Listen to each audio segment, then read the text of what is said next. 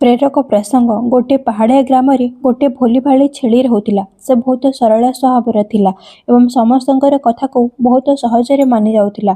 ଗୋଟିଏ ଦିନ ସେ ପାଣି ପିଇବା ପାଇଁ ନଦୀ କୂଳକୁ ପହଞ୍ଚିଲା। ସେଠାରେ ଏକ ବିଲୁଆ ମଧ୍ୟ ବୁଲୁଥିଲା, ଚାଲାକ ଏବଂ ଧୋକେବାଜ।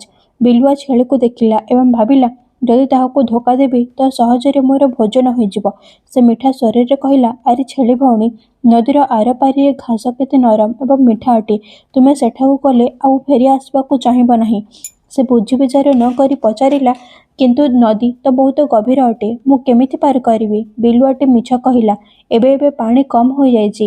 ଏତିକିରେ ପାଖରେ ଖେଳୁଥିବା ଏକ ଚତୁର ଠେକୁଆଟି ଏସବୁ ଶୁଣୁଥିଲା। ସେ ଦୌଡ଼ିକରି ଆସିଲା ଏବଂ କହିଲା, ଛେଳି ଭଉଣୀ, ପ୍ରଥମେ ନିଜ ଆଖିରେ ଦେଖିନିଅ। ଠେକୁଆଟି ଏକ ବଡ଼ ପଥର ଉଠାଇ ନଦୀକୁ ଫିଙ୍ଗିଦେଲା। ଯେମିତି ପଥରଟି ଫିଙ୍ଗିଦେଲା, ପାଣି ବହୁତ ଗଭୀର ହେବା କାରଣରୁ ବହୁତ ଲହରୀ ଉଠିଲା। ସେ ବୁଝିଗଲା ଯେ ବିଲୁଆଟି ତାକୁ ମିଛ କହି ପାଣିରେ ବୁଡ଼ାଇବା ପାଇଁ ଚାହୁଁଥିଲା।